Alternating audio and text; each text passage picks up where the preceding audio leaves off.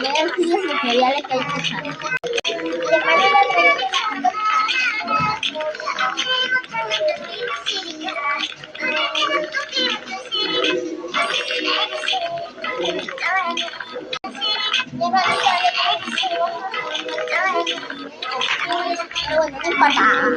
Vamos a seguir esperando.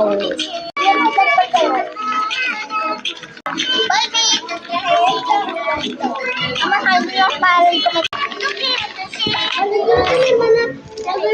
Súper bien porque no quiero. Y ahora sí vamos a hacer el Dorito. Que tanto esperaban ustedes.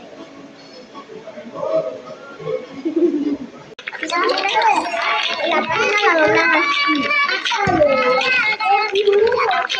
Le agarran un lápiz clasito, y empiezan a hacerlo como un tipo cuadrado. Ustedes me entienden, de verdad.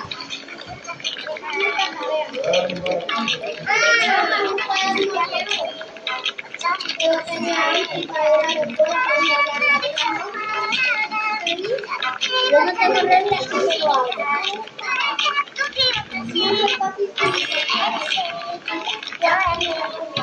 Chao.